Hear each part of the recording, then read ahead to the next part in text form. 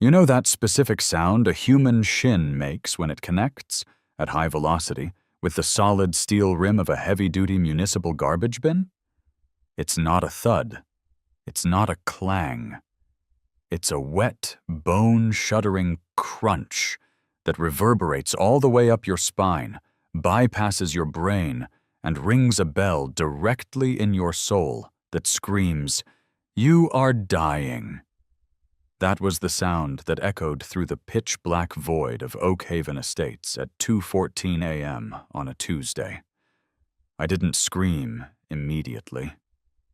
There was that 3-second delay where your nervous system is just filing the paperwork for the pain. I was lying on the cold asphalt of my driveway, clutching my leg, rolling back and forth like a glistening rotisserie chicken, trying to breathe through my teeth. My golden retriever, Barnaby, who is usually a source of comfort but is currently functionally blind in the dark, decided this was playtime. He planted a paw directly into my solar plexus and licked my forehead. "Get off." "Barnaby!" I wheezed, pushing him away. I sat up, blinking, trying to let my eyes adjust. But they didn't adjust. They couldn't adjust. There was nothing to adjust to. I held my hand up 6 inches from my face. Nothing. I looked toward the street, where the sidewalk should be. Nothing. It was like being inside a sensory deprivation tank, except the tank smelled like suburban trash juice and wet dog. This wasn't a power outage. If I turned my head 180 degrees, I could see my own front porch light, a weak yellow bulb that barely illuminated the doormat. But the street? The cul-de-sac? It was a black hole, a void, a yawning abyss where light went to die. And it was all because of Richard. I managed to stand up, testing my weight on my left leg. It throbbed, a deep, angry pulse that synced up with the pounding in my temples. I limped toward the curb, squinting into the darkness. I knew exactly where the streetlight was supposed to be. It was a tall, majestic, wrought iron imitation Victorian post directly between my property line and the Hendersons'. It had been dark for 6 months. 6 months. I wasn't the only one. The entire block was out. 12 houses, plunged into the kind of darkness that usually precedes a jump scare in a horror movie. 6 months, I muttered to the darkness. Barnaby sneezed in agreement. I limped back inside, grabbed a bag of frozen peas from the freezer, slapped it onto my swelling shin, and sat at my kitchen island. The adrenaline was fading, replaced by a cold, calculating fury. I'm a patient man. I'm a retired logistics engineer for the Army Corps of Engineers. My entire career was built on solving complex problems with limited resources in hostile environments. I've built bridges over rivers while people were shooting at me. I've routed supply lines through monsoons. I can handle a lot. But I cannot handle Richard, the president of the Oak Haven Homeowners Association, telling me that changing a light bulb requires a fiscal feasibility study. I looked at the clock. 2:30 a.m. Too early to call. Or was it? No, I needed to wait. I needed to be rational. I needed to document this. I grabbed my phone and opened the HOA community app, Neighborly. I scrolled past the posts about lost cats and complaints about people leaving their bins out for 12 minutes past the pickup window. I found the thread I had started 4 weeks ago. Subject: Streetlights out on Elm and Oak. Status: pending review. Comments: 0. Pending review. For a month. I didn't sleep the rest of the night. I sat there, icing my leg, staring out the window at the wall of black ink that was my front yard, plotting. When the sun finally dragged itself up over the horizon, revealing the perfectly manicured, soulless lawns of our subdivision, I was ready. I wasn't going to yell. I wasn't going to scream. I was going to follow the process. I was going to be the model citizen. At 9:00 a.m. sharp, I dialed the number for the HOA management office. It rang 4 times before a breathless voice answered. Oak Haven HOA, this is Janice. How can I make your day spectacular? Hi, Janice, I said, keeping my voice smooth, like butter over gravel. This is Jack Miller at 404 Elm. I'm calling about the streetlights again. I heard a heavy sigh on the other end, the kind of sigh that involves full-body deflation. Oh, hi, Mr. Miller. Right, the lights. Yes, the lights, I said. I tripped taking my trash out last night. Pretty sure I have a bone bruise the size of a dinner plate. It's very dark out here, Janice. Dangerous. I know, Janice whispered, as if she was afraid of being wiretapped. I put the work order on Richard's desk 3 times, Mr. Miller. He keeps moving it. Moving it where, Janice? To the bottom of the pile. He says we're in a budgetary recalibration period due to the clubhouse renovations. The clubhouse. Of course. The Oak Haven clubhouse, a building that 90% of the residents didn't have a key to because the fob system was always broken, was currently undergoing a renovation that rivaled the construction of the pyramids. Let me speak to him, Janice. He's in a meeting. Janice, I can see his house from my kitchen window. He's currently leaf-blowing his driveway. He's wearing that Argyle sweater vest. Put him on. There was a pause, some fumbling, and the distinct sound of a hand being placed over the receiver. Then, the voice of God. If God was a 55-year-old man who peaked in high school debate club and drove a pristine white Lexus, came on the line. Jack, Richard boomed. Good morning. Beautiful day in the neighborhood, isn't it? I saw your hydrangeas are coming in nicely. A little wilting on the left side, maybe check your sprinkler heads, but otherwise, solid effort. The lights, Richard, I said, cutting through the pleasantries. Ah, the lights. The eternal struggle against the dying of the light, as Dylan Thomas would say. He chuckled at his own wit. I squeezed my phone so hard the case creaked. I almost broke my leg last night, Richard. It's pitch black. It's a safety hazard. We pay $350 a month in HOA fees. That is $4,200 a year. Per house. There are 200 houses in this development. That is nearly $1 million a year in revenue. Where is the money, Richard? Why can't we afford light bulbs? Whoa, slow down there, Jack, Richard said, his tone shifting from friendly neighbor to condescending guidance counselor. It's not just light bulbs, it's infrastructure. The underground wiring on Elm is old. We need a contractor to dig it up, reassess the conduit integrity, and ensure we're code compliant. We got a quote. It's substantial. How substantial? Let's just say it. Would require a special assessment. And nobody wants that, do they? Nobody wants an extra bill right before the holidays. It's July, Richard. The holidays creep up on you, Jack? Look, we prioritized the clubhouse pool tiles because that's a community asset that increases property value. Heated, imported Italian slate. It's magnificent. You really should come see it. I don't swim, Richard.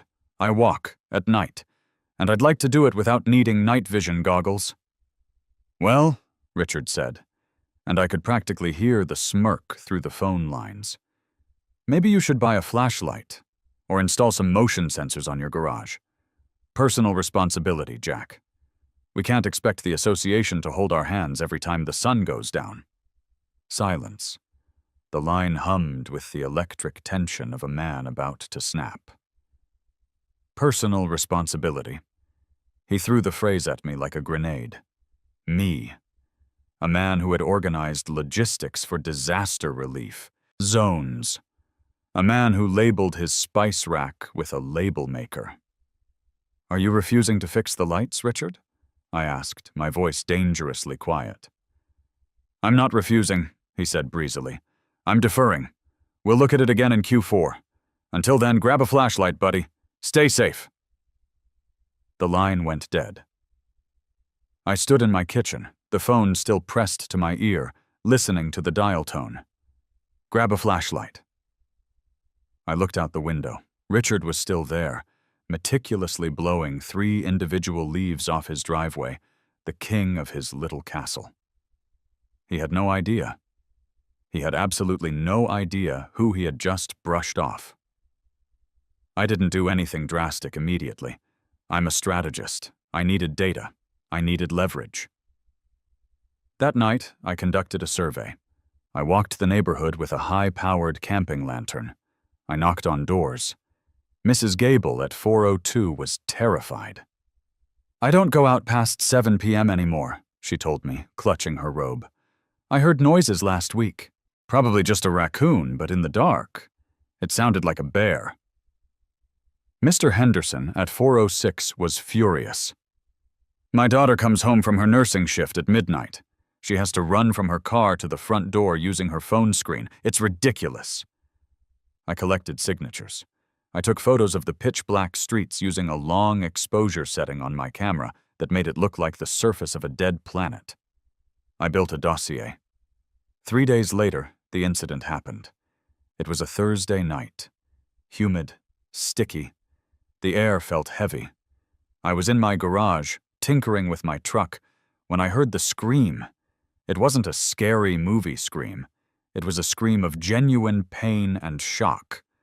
I dropped my wrench and sprinted down the driveway. "Hello?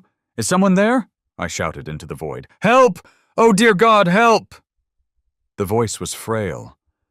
I clicked on my tactical flashlight, the one Richard had so helpfully suggested I use, and swept the beam across the street.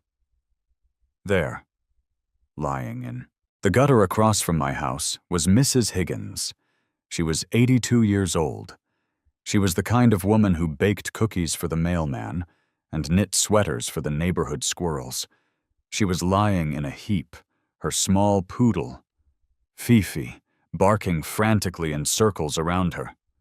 I ran to her, kneeling on the asphalt. "Mrs. Higgins, it's Jack. Don't move. What happened?" She was clutching her hip, tears streaming down her face. "I couldn't see," she gasped, her voice trembling with shock. "I thought I was on the sidewalk. I stepped off. I missed the curb. Oh, Jack, it hurts." "I'm calling 911, I said, pulling out my phone. The next 20 minutes were a blur of flashing red and blue lights, ironically the best lighting the street had seen in half a year. The paramedics loaded Mrs. Higgins onto a stretcher. The EMT, a guy I knew named Steve, looked at me and shook his head. "Second one this week on this block, Jack," Steve said, slamming the ambulance doors. "It's like a cave out here. Someone's gonna get killed." I watched the ambulance drive away, the siren wailing into the night. I stood there in the middle of the street, the red taillights fading into the darkness. Then I saw him. Richard. He had come out onto his porch, drawn by the commotion. He was wearing a silk robe. He stood there, hands on his hips, watching the ambulance leave. He didn't come down. He didn't ask if Mrs. Higgins was okay. He just watched, looking annoyed that the siren had likely interrupted his beauty sleep. He caught me looking at him in the beam of my flashlight. He gave a little half-wave, a sort of "crazy night, huh?" gesture, and then turned around, walked back inside, and shut his door. The lights in his house went out. I stood there in the dark, alone with the mosquitoes and the rage. The image of Mrs. Higgins crying in the gutter burned into my retinas. The sound of Richard's dismissal by a flashlight played on a loop in my brain. He wanted personal responsibility? Fine. He wanted me to solve my own lighting problems? Fine. He thought the budget was too tight for streetlights? Wait until he saw my budget. I walked back into my house, but I didn't go to bed. I went to my study, I opened my laptop and pulled up the Oak Haven HOA covenants, Conditions and Restrictions, CCNRs. I've read government contracts that were less dense than this document, but I know how to find loopholes. I poured a black coffee and started reading. Section 4.2. Exterior Lighting. No permanent lighting fixtures may be attached to the exterior structure of the home that exceed 2,000 lumens without board approval. Okay, attached to the structure. Got it. Section 4.5. Nuisance. No activity shall be carried on upon any lot which may be or may become an annoyance or nuisance to the neighborhood. Vague, subjective, defensible in court. Section 8.1. Historical Preservation. The association encourages the display of historically significant artifacts and educational displays, provided they are maintained in good condition. I paused. I reread that sentence, historically significant artifacts. I leaned back in my chair, a slow, predatory grin spreading across my face. I remembered a place about 2 hours west of here, a military surplus scrapyard run by a guy named Sarge, who thought the government was run by lizard people and sold things that civilians probably shouldn't own. I didn't need a light bulb. I needed a statement. I typed into the search bar, General Electric 1942 anti-aircraft searchlight specs. The results populated. Diameter 60 inches. Candle power 800 million. Range 5.6 miles. Power source 15 kilowatt DC. Generator. Original purpose. Spotting Nazi bombers at 20,000 feet. I looked at the map. Richard's bedroom window was exactly 340 feet from the edge of my driveway. If I positioned it correctly, if I angled the beam just right, I wouldn't just be lighting up the street. I would be simulating a divine intervention. I grabbed my credit card. Okay, Richard, I whispered to the empty room. Let's see how you like a little illumination. I closed the laptop. The plan was formed. The objective was clear. Phase 1 was complete. Now, I just had to go shopping. The monthly HOA meeting was held in the newly renovated clubhouse, a building that smelled aggressively of lavender and wasted money. The new Italian slate tiles that Richard had bragged about were indeed there, sleek, gray, and completely slippery. I watched Mrs. Gable almost wipe out near the snack table before steadying herself on a ficus plant. The room was packed. Usually these meetings were attended by 3 people. Richard, the treasurer, a nervous woman named Brenda, who looked like she was being held hostage, and Old Man Jenkins, who only came for the free cookies. But tonight, the room was buzzing. The word about Mrs. Higgins had spread. The darkness was no longer an inconvenience. It was a threat. I sat in the back row, holding a manila folder. I wasn't there to yell. I was there to offer one last chance for peace. I was the diplomat before the invasion. Richard sat at the head table, flanked by the board members. He looked like a king holding court. He banged a tiny wooden gavel that looked like it came from a toddler's playset. "Order! Order in the court," he chuckled. "Welcome everyone to the July meeting of the Oak Haven Estates Board. Exciting things on the agenda today. We have the Fall Pumpkin Festival Planning Committee to form, and we need to discuss the unauthorized planting of marigolds at the entrance. Looking at you, the Johnsons." He pointed a finger at a young couple who looked terrified. "Richard!" a voice called out from the second row. It was Mike, a burly guy who drove a plumbing van. "Can we skip the marigolds? We need to talk about the lights." A murmur of agreement rippled through the room. "Yeah, the lights. It's dangerous. Mrs. Higgins is in rehab for a broken hip." Richard sighed, taking off his glasses and rubbing the bridge of his nose. It was a practiced gesture, designed to make us feel like unruly children. "People, please," he said, his voice dripping with condescension. I sent out an email blast about this. We are aware of the situation on Elm and Oak, but as I explained to Jack the other day, infrastructure takes time. And money. Unless one of you wants to write a check for $50,000 right now, we have to wait for the reserve study in October. I stood up. The room went quiet. I didn't shout. I didn't wave my arms. I just walked to the front of the room, my boots clicking rhythmically on the overpriced slate. "Jack," Richard said, smiling tightly. "I see you made it. Did you bring a flashlight?" A few sycophants in the front row giggled. "I did," I said, placing the manila folder on the table in front of him. "But I also brought a solution." "A solution?" Richard raised an eyebrow. "Are you an electrical contractor now, Jack?" "No, I'm a logistics expert. And I've done the math. You say it's 50 grand to fix the underground wiring. Fine. I propose a temporary measure. We rent industrial floodlights, construction grade, diesel-powered. We place 3 of them on the street.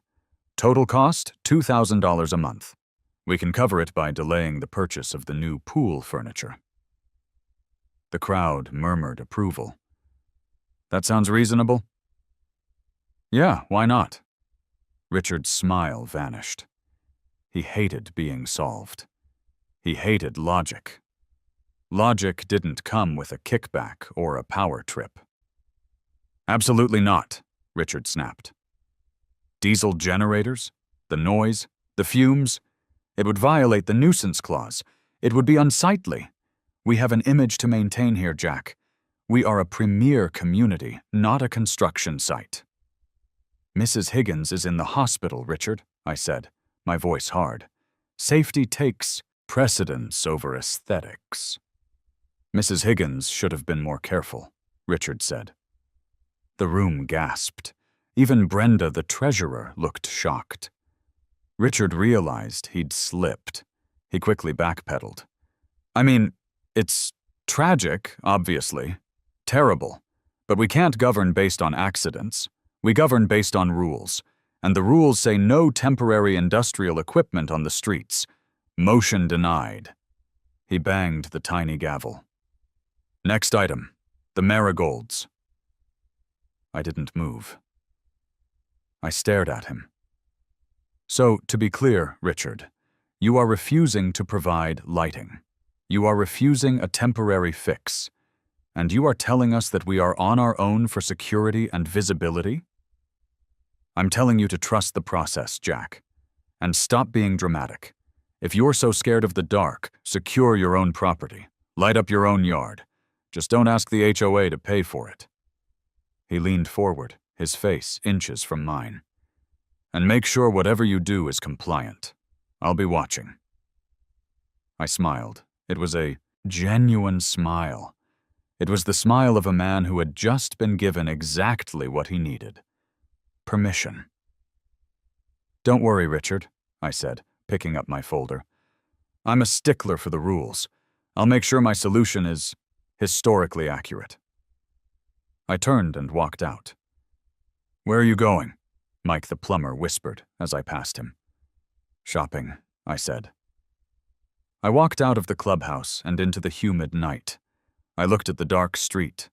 I looked at Richard's house, glowing warmly with its functioning porch lights and landscape uplighting. He wanted me to light up my own yard. He wanted me to take personal responsibility. I pulled out my phone and dialed a number I had saved earlier. "Sarge's Surplus and Scrapyard," a gravelly voice answered. "We got gas masks, ammo cans, and stuff the FDA says ain't safe. What do you need?" "Sarge," I said. "You know that 60-inch GE Searchlight you have listed on the website? The one on the trailer?" "The 42? Sarge laughed. Sounded like a chainsaw starting up. "Yeah, I got it. But that ain't a toy, buddy. That's a portable sun. You trying to signal Batman?" "No," I said, unlocking my truck. "I'm trying to signal a dictator." "I like your style. When do you want it?" Tomorrow morning. And Sarge, do you have the generator that goes with it? Does a bear crap in the woods? It's loud as hell, though. Perfect, I said. I'll see you at 0800. I hung up. I looked back at the clubhouse. Richard was still talking about marigolds. Enjoy the darkness while it lasts, Richard. Because tomorrow, the sun comes out at night, and it's going to be pointing right at your face. The drive to Sarge's scrapyard was a 2-hour journey that took me out of the manicured hellscape of suburbia, through the rolling farmlands, and eventually onto a dirt road that didn't appear on GPS. The sign at the turnoff was hand-painted on a piece of plywood that had been blasted with birdshot. Sarge's surplus, if you can. Read this. You're in range. I pulled my truck, a heavy-duty pickup that usually hauled nothing heavier than mulch, up to the main gate. The place looked less like a store and more like where the Transformers went to die. There were mountains of rusted metal, stacks of olive-drab crates, and what appeared to be the fuselage of a helicopter serving as a chicken coop. A man stepped out of a corrugated steel shack. This was Sarge. He was about 5'5", shaped like a beer keg, and wearing camouflage pants that were from 3 different wars. He had a cigar clamped between his teeth that defied the laws of physics by not falling out when he spoke. "You the guy who called about the candle?" he barked. "The Searchlight," I corrected, stepping out of the truck. "Jack?" "Sarge," he grunted, shaking my hand with a grip that could crush walnuts. "Follow me. She's out back. Kept her tarped. Birds like to nest in the mirror. Turns them into crispy critters if you fire it up without checking." We walked through a maze of industrial detritus. I stepped over a crate marked explosives, handle like eggs, and tried not to think about my life insurance policy. "So," Sarge said, navigating around a stack of tires. "What's the mission? Grand opening? Movie premiere? Alerting the mothership?" "Homeowners Association dispute," I said. Sarge stopped dead in his tracks. He turned slowly, a grin spreading across his face that revealed a gold tooth. "HOA? You're buying a World War II anti-aircraft Searchlight for an HOA dispute?" "They won't fix the streetlights," I explained. "So I'm fixing the darkness." Sarge threw his head back and laughed. It was a terrifying sound, like a badger in a blender. "I love it. I hate HOAs. My brother-in-law got fined for having the wrong color mulch. Communist bastards. Come on, Jack. Let me introduce you to the General." We rounded a corner, and there it was. Even under the tarp, it was massive. Sarge whipped the canvas off with a flourish. It was breathtaking. It was terrifying. It was perfect. The General Electric 60-inch Searchlight. It sat on a 4-wheeled trailer that looked like it could survive a direct mortar hit. The drum itself was 5 feet across, painted a dull, menacing olive drab. The glass lens was thick, reinforced, and stared back at me like the eye of a mechanical cyclops. "Ain't she a beauty?" Sarge said, slapping the metal flank. 1942, fully restored. This isn't a light bulb, Jack. This is a carbon arc lamp. You know how that works?" "Assume I don't," I said, walking around the beast. "Okay, simple version. You got 2 rods of carbon inside here." He pointed to the back of the drum. "Positive and negative. You run a massive amount of DC current through them. The tips touch, they pull apart, and you get an arc of plasma. It burns at about 9,000 degrees Fahrenheit. It's brighter than the surface of the sun." 9,000 degrees, I repeated. "Will it melt vinyl siding?" "If you get it close enough, it'll melt the sins off a preacher," Sarge said. "It pulls 800 million candle power. For context, a lighthouse is maybe 1 million. You turn this on, and the International Space Station is going to wonder why the sun came up early in Pennsylvania." "It's perfect," I said. "Now the kicker," Sarge said, walking over to a second trailer. "Power. You can't plug this into your wall outlet. You'll blow the grid for the whole county. You need this." He patted a generator that was the size of a Honda Civic. "Hercules inline-6 gas engine," Sarge said lovingly. 15 kilowatts of direct current. It drinks gas like a sailor drinks rum, and it sounds like a tank battle. You cool with noise?"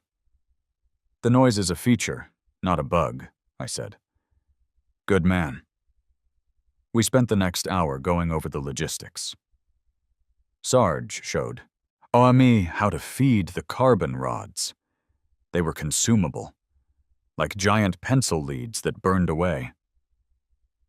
"You got an automatic feed mechanism here," Sarge explained, his hands covered in grease as he fiddled with the internals. "Keeps the arc gap constant. If it jams, you gotta manually crank it. Do not look at the arc without welding glass. You will go blind. Instantly. I ain't liable for that. Sign here." He handed me a clipboard with a waiver that essentially said, "If I incinerate myself or my neighbors, it's my fault." I signed it with a flourish. "Now towing," Sarge said, eyeing my truck. "You got a pintle hook?" "A what?" Sarge sighed. "Civilian hitch won't work. This is military ring hitch. I got an adapter, $50. Sold. Hitching it up was an ordeal. The Searchlight trailer weighed about 2 tons. The generator weighed another ton. I had to tow the light, and Sarge agreed to deliver the generator on his flatbed for an extra $100. "One more thing," I said as we tightened the chains. "Is this legal?" Sarge spat his cigar onto the dirt. "It's a historical artifact, Jack. It's a piece of American history. You got a right to preserve history, don't you? Just tell him it's an educational display. Cops love that stuff. Just maybe don't aim it at any airplanes. The FAA has no sense of humor." "I'm aiming it at a bedroom window," I said. "Even better," Sarge grinned. "Keep the rod feed steady. If the arc starts hissing like a snake, adjust the trim. Good luck, soldier." I drove out of the scrapyard with 800 million candle power in my rearview mirror. The trailer bounced and rattled, a heavy metallic clunk-clunk that felt like the heartbeat of impending doom. I passed a few cars on the highway. People slowed down to stare. A kid in a minivan pressed his face against the glass, eyes wide. I gave him a thumbs up. I was bringing the sun to Oakhaven. Getting the equipment to my house was one thing. Setting it up without Richard having a coronary before I was ready was another. I arrived home at 2:00 p.m. The neighborhood was quiet. Most people were at work. Richard, however, was retired. His car was in the driveway. I backed the trailer into my side yard, behind the fence line, as quickly as possible. I threw a heavy camouflage tarp over it. Then Sarge arrived with the generator.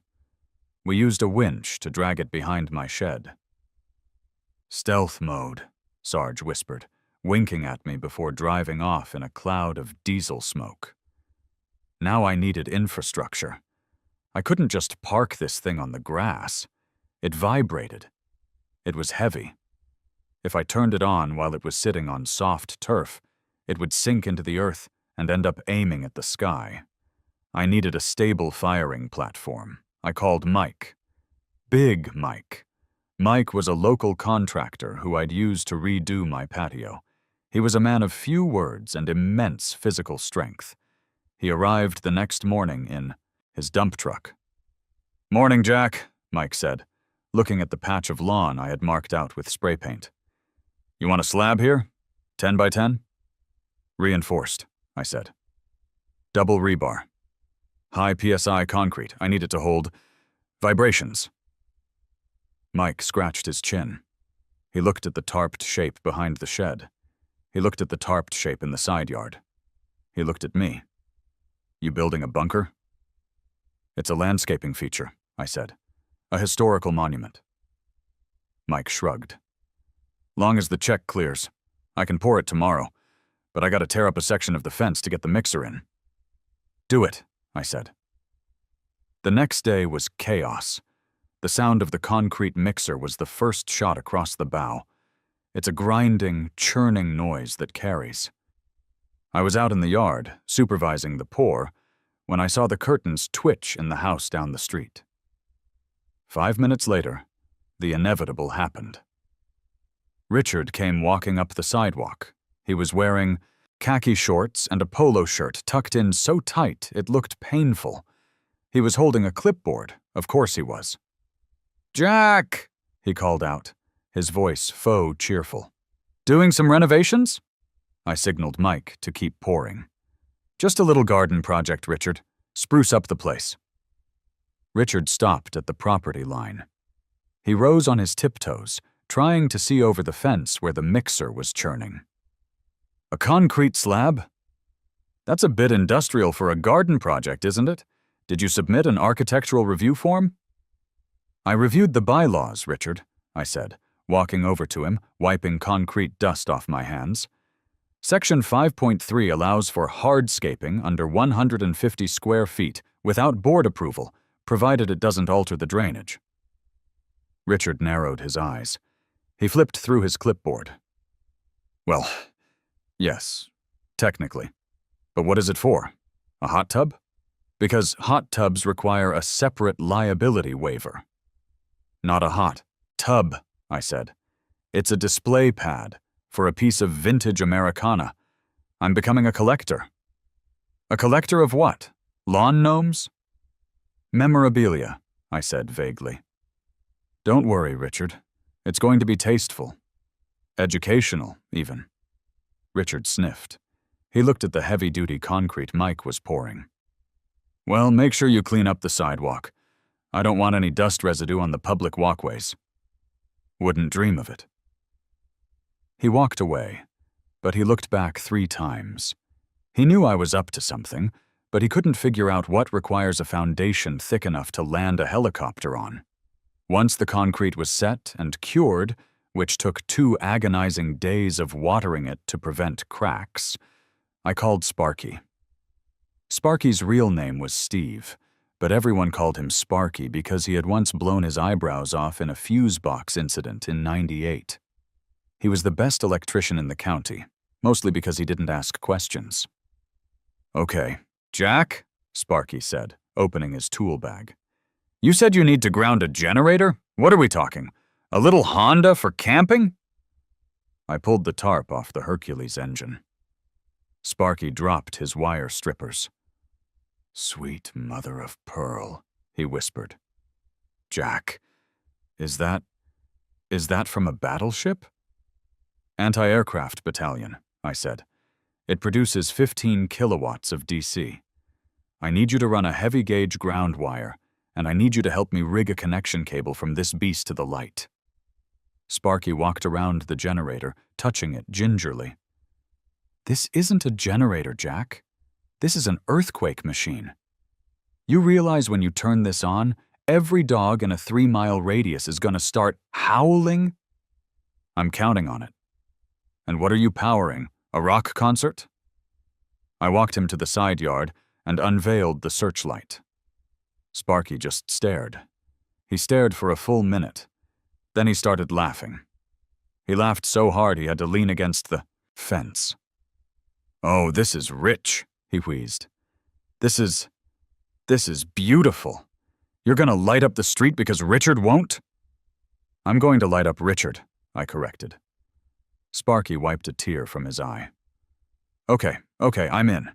But we need thick copper, welding cable, double-aught gauge. If we use standard wire, this thing will melt it into spaghetti in 10 seconds. We spent the afternoon rigging it. It was hot, sweaty work. We had to drag the heavy cables through the grass, burying them in a shallow trench so nobody would trip. We positioned the Searchlight on the new concrete pad. It fit perfectly. I locked the wheels. I greased the elevation gears. The weapon was emplaced. We were just finishing up the final connection, bolting the thick leads onto the carbon arc assembly, when I heard a car slow down. It was a sheriff's deputy.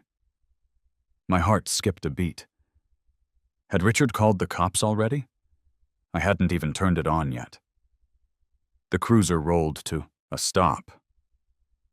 The window rolled down. It was Deputy Miller. I knew him. He was a regular at the diner where I got my morning coffee. "Afternoon, Jack," Miller said, eyeing the massive olive-drab drum sitting in my yard. "Afternoon, Deputy," I said, trying to look casual while standing next to a weapon of war. "That's quite a piece of hardware," Miller said. "What is it, a cannon?" "Searchlight," I said. "World War II, General Electric, restoring it. It's a hobby." Miller nodded slowly. "A hobby, right. Richard called. Said you were building a missile silo in your backyard." I laughed. "Classic Richard. No missiles, Deputy, just a light.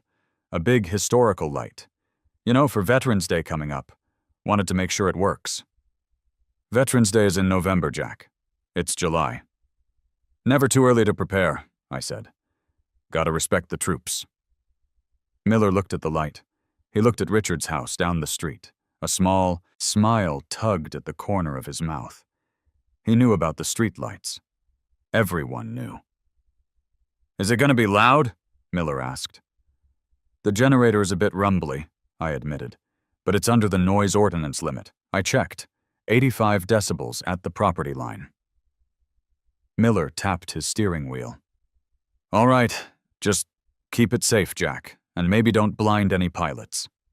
Strictly ground-level illumination, Deputy." He drove off. I exhaled. "You have a permit for that lie?" Sparky asked, tightening the last nut. "It wasn't a lie," I said. "It is historical, and I am preparing." "Preparing for what?" I looked at the massive carbon rod I was sliding into the chamber. It was black, thick, and ready to channel the fury of the gods.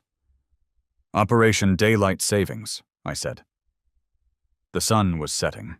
The sky was turning a bruised purple. The streetlights, predictably, did not flicker on. The darkness began to pool in the cul-de-sac. I looked at Richard's house. He was in his living room watching TV. I could see the blue flicker of the screen. "Is it ready?" I asked Sparky. Sparky checked his voltmeter. He checked the fuel level in the generator. He looked at me with a grin that was equal parts excitement and terror. "She's hot, Jack. One pull on the crank, and you're live." I looked at my watch. 9:30 p.m. Fully dark. "Go home, Sparky," I said. "You don't want to be an accessory to this." "Are you kidding?" Sparky grabbed a lawn chair from my patio and set it up behind the shed, putting on a pair of sunglasses. "I wouldn't miss this for the world." I walked over to the generator. It smelled of gasoline and anticipation. I primed the engine. I grabbed the hand crank. This was it. The moment of truth. The moment where malicious compliance stopped being a concept and started being a photon beam. I took a deep breath, gripped the handle, and heaved. The Hercules engine didn't just start. It exploded into life. Chug, chug, chug, roar! The ground shook.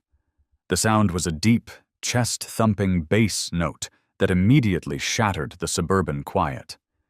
It sounded like a tank was idling in my flower bed. I ran to the searchlight. I checked the voltage gauge on the side. The needle climbed. 60 volts, 70 volts. Inside the drum, the automatic feed motor whirred. The carbon rods moved closer together. Bzzz, a spark. Then, ignition. It didn't come on gradually. It was instantaneous violence. A ball of pure white-hot plasma ignited between the rods. The hiss was deafening, a sound like 1,000 angry snakes. A beam of light, solid as a marble column, punched out of the lens. It shot across my yard, cut through the darkness, and hit the oak tree across the street. The tree didn't just light up, it glowed. I could see the veins in the leaves from 50 feet away. A squirrel fell out of the branches in sheer terror.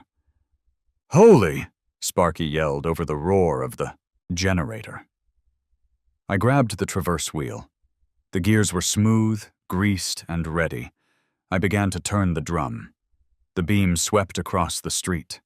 It was like wielding a lightsaber the size of a bus. It illuminated the pothole that had claimed Mrs. Higgins. It lit up the uncollected trash cans. And then I brought it to bear on the target. I elevated the beam slightly. I traversed left. The circle of light, focused and intense, slid across Richard's siding, melting the shadows away. It hit the second floor. I made a final adjustment. The beam locked onto the master bedroom window. The glass flared brilliant white.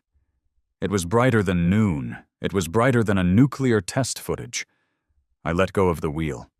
The beam held steady.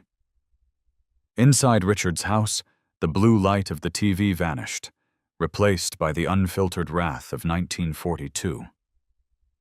I put on my welding goggles, sat down on the grass next to the humming drum, and cracked open a beer. "Your move, Richard," I whispered. Then, the screaming started. There is bright, and then there is existential dread induced by photons. The beam hitting Richard's house didn't just illuminate it. It seemed to physically push the structure backward. You could practically hear the vinyl siding groaning under the thermal assault. The light was so intense that the air particles in its path were visible, dancing like microscopic diamonds in a wind tunnel. I sat in my lawn chair, the welding goggles tinting the world a sickly green, and watched the chaos unfold. First came the sound. It wasn't just screaming. It was the sound of a man who believes he is being abducted by a celestial entity. Gah! My eyes! What is happening? Richard's bedroom window, which usually emitted the soft, smug glow of a frantic news channel, was now a square of pure, blinding white. I saw shadows moving inside, frantic, jerky movements. It looked like a silent film of a man fighting a swarm of bees, projected onto the surface of the sun. Then, the neighbors started coming out. Front doors opened tentatively up and down the street. People stepped onto their porches, shielding their eyes. Is that the sun?" I heard Mrs. Gable ask from 2 doors down. "No, Mom," her son replied, his voice filled with awe. "I think Jack opened a portal." The beam was so focused, so coherent, that while Richard's house was experiencing a thermonuclear event, the rest of the street was merely basking in the ambient glow. It was actually quite pleasant. The spillover light illuminated the entire cul-de-sac with a soft twilight hue. For the first time in 6 months, you could see the sidewalk. Then, Richard emerged. He stumbled out his front door wearing a silk robe that was untied, revealing a pair of boxer shorts with little sailboats on them. He was clutching a pillow over his head like a helmet. "Who is doing this?" he shrieked, blindly stumbling down his front steps. "Turn it off! I'm blind! I can see my own! Skeleton!" He ran toward the source of the light. Me. But he couldn't actually look at me. The beam was coming from my yard, and looking directly into the lens of a 60-inch carbon arc searchlight is the optical equivalent of staring down the barrel of a loaded shotgun. He had to approach me sideways, crab-walking with his hand shielding his face. I took a sip of my beer. The generator chugged along, a rhythmic, mechanical heartbeat. Thump, thump, thump, thump. "Jack!" Richard screamed, shielding his eyes as he stopped at the edge of my driveway. "Is that you? What in God's name is that noise? What is that light?" I leaned forward in my chair. "Evening, Richard. Just testing out the new security system." "Security system?" Richard yelled, his voice cracking. "It's burning my retinas through my eyelids. My bedroom is 120 degrees. You're melting my blinds." Personal responsibility, Richard, I shouted back over the roar of the Hercules engine. You told me to. Buy a flashlight. I did. This is the General Electric Model 1942. It's got a bit of a kick. Turn it off. That's an order. I am the president of the HOA. Sorry, can't hear you over the generator. I cupped my ear. It's a very safe, very secure light. No one is tripping on my property tonight. Richard looked around wildly. He saw the neighbors gathered on their lawns. He saw Mrs. Gable clapping her hands delightedly because she could finally see her hydrangeas at night. He saw Mike the plumber laughing so hard he was doubled over by his mailbox. "I'm calling the police!" Richard screamed, pointing a trembling finger at me. "I'm calling the police, the fire department, the National Guard, and the Pope! You are going to jail, Jack! You are going to prison!" He turned and scrambled back toward his house, tripping over his own garden hose in the process. Ironically, because while his bedroom was lit up like a supernova, his front lawn was in the shadow of his own house. "Mind the hose, Richard," I called out helpfully. I checked the carbon rod feed. The arc was stable. The generator temperature was holding. "Sparky," I said to the empty chair where my electrician had been. He was now hiding behind the shed, filming the whole thing on his phone. "We are operational." 10 minutes later, the blue lights arrived. The arrival of the police was spectacular. 3 cruisers came tearing into the neighborhood, sirens wailing. But as they turned onto Elm Street, the sirens abruptly cut off. Why? Because the officers were too busy staring. The visual of the scene was striking. You had the pitch-black void of the surrounding neighborhood, and then you had a single, solid cylinder of blue-white light cutting through the atmosphere, terminating on the upper floor of a beige colonial house that looked like it was being interrogated by God. The cruisers rolled to a stop in front of my house. The blue and red strobe lights of the police cars looked pathetic compared to the gigawatt dominance of the Searchlight. It was like holding a candle next to a volcano. Officer Miller stepped out of the lead car. He adjusted his belt. He adjusted his hat. He looked at the Searchlight. He looked at Richard's house. He looked at me. He didn't look angry. He looked impressed. Richard came running out of his house again, this time wearing sunglasses. At night. "Officer! Arrest him!" Richard screamed, pointing at me. "He's attacking me! It's assault! Assault with a deadly lamp!" Officer Miller walked up my driveway. 2 other officers followed, hands resting near their holsters, but their body language was loose. They were trying not to smile. "Evening, Jack," Miller shouted over the generator. I stood up and saluted. "Evening, Officer Miller. To what do I owe the pleasure?" "We got a few calls," Miller said, shouting to be heard. Reports of an alien invasion, a plane crash, and the sun exploding. Also, Richard here says you're trying to cook him alive." "Just illuminating the neighborhood, sir," I said, innocent. "Since the streetlights are broken, I felt it was my civic duty to provide backup lighting. For safety." Miller walked over to the Searchlight. He felt the heat radiating off it from 10 feet away. "Jack, this is excessive." "Is it illegal?" I asked. Miller paused. He looked at Richard, who was practically vibrating with rage. "It's a nuisance," Richard yelled. "It violates the noise ordinance. It violates the lighting ordinance. It violates the Geneva Convention." I reached into my back pocket and pulled out a binder. I had prepared for this. "Actually, officer," I said, handing him the binder. "Tab 1, the generator. It's a Hercules 15 kW. It runs at exactly 84 decibels at 20 feet. The city ordinance for daytime noise is 90 decibels. For nighttime, it's 75. However," I flipped the page.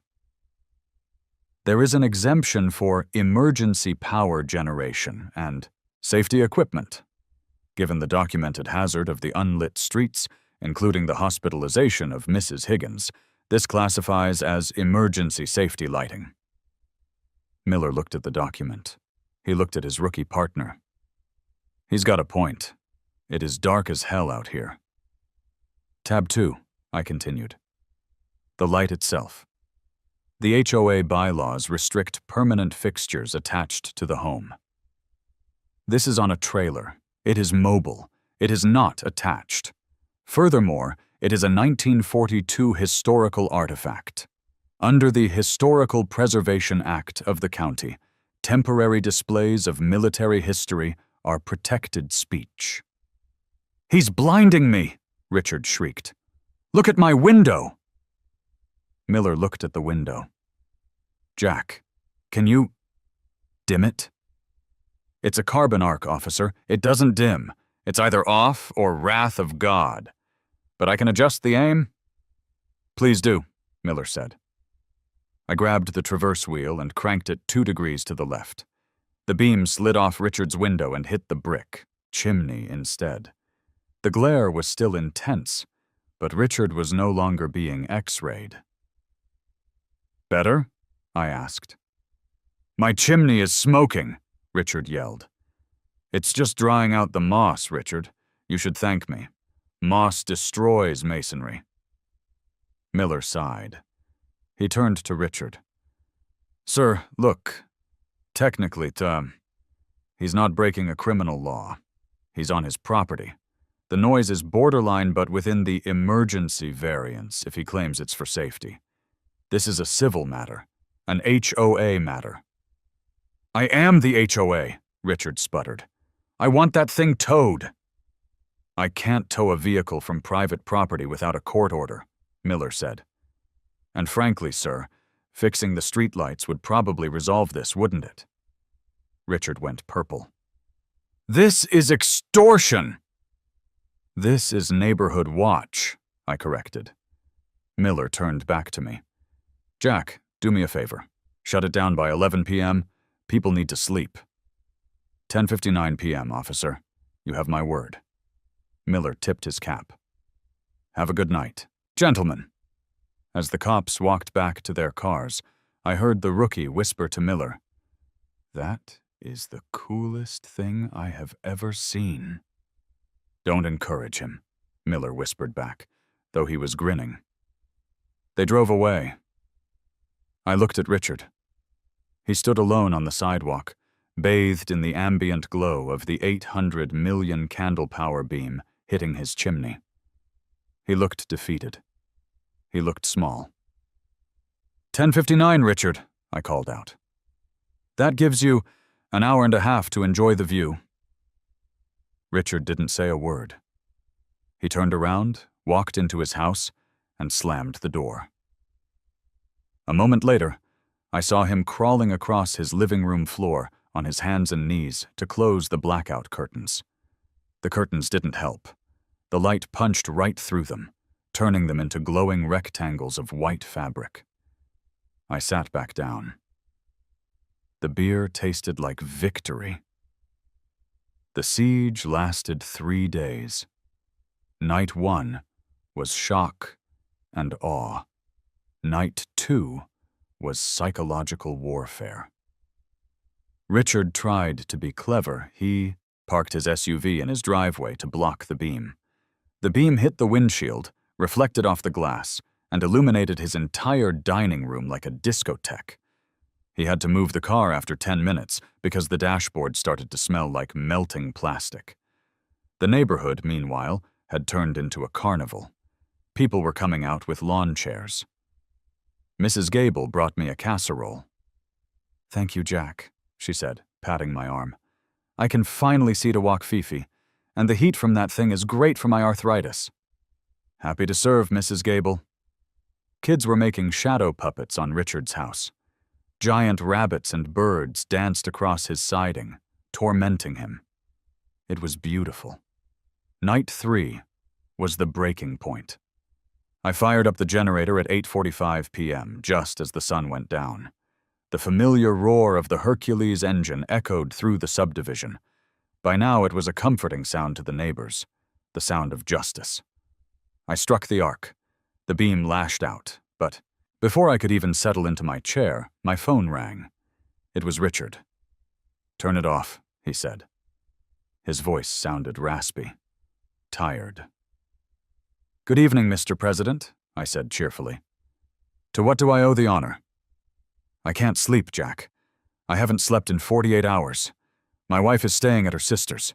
The cat is traumatized. The siding on the east wall is warping." "Sounds like you have some maintenance issues, Richard. Maybe you should commission a study." "I surrender," he said. "What do you want?" "I want the streetlights fixed, all of them, tonight." "I can't fix them tonight. I need to call the contractor."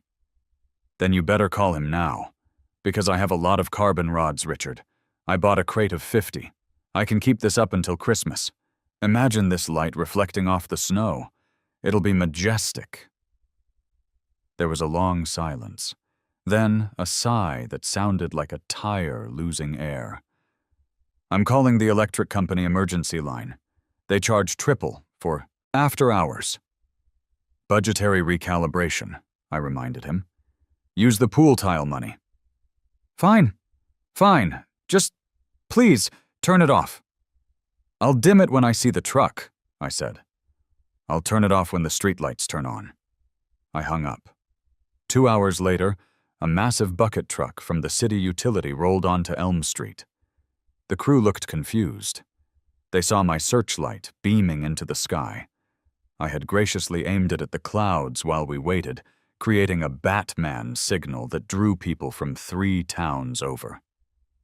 Richard was out on the curb, in his robe, frantically waving at the utility guys. He was pointing at the light posts, handing them credit cards, signing papers. He looked like a man trying to pay a ransom. The crew got to work. It turned out it wasn't a $50,000 rewiring job. It was a blown fuse in the main junction box and 3 bad photo sensors. At 11:15 p.m., it happened. Flicker. Buzz. The streetlight in front of Mrs. Higgins' house hummed to life. A beautiful, soft, amber glow. Then the one in front of the Hendersons. Then the one in front of mine. One by one, the 12 streetlights of elm and oak stuttered and shined. The street was illuminated.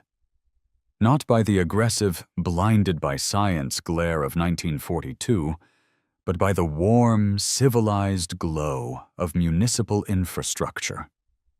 The neighbors cheered. Actual applause broke out. Mrs. Gable banged a wooden spoon on a pot. I stood up. I walked over to the searchlight.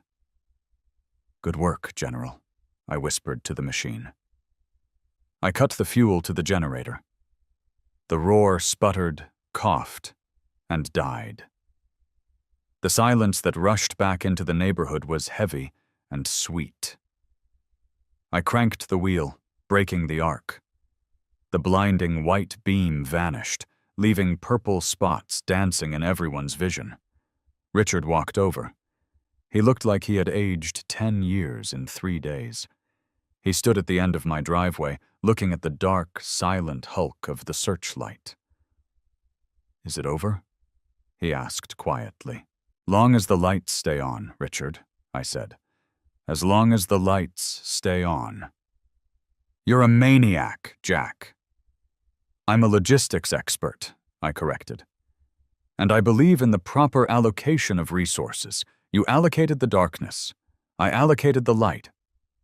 He shook his head and walked back to his house. For the first time in months, he walked under a working streetlight. The next week, there was a special election. Richard decided to pursue other interests, i.e., his wife threatened to leave him if he didn't quit the board. I didn't run for president. I'm not a politician. But I did keep the searchlight. It sits in my backyard now, on its concrete pad, covered by a custom canvas tarp. I planted some rose bushes around it, so it blends in. But everyone knows it's there. It's the nuclear option. The silent guardian. Every now and then, when the HOA starts talking about banning pickup trucks or measuring grass height with a ruler, I go out to the backyard. I take off the tarp. I start cleaning the lens, and amazingly, the issue just resolves itself, because nobody wants to stare into the sun, especially when the sun is parked in Jack Miller's backyard.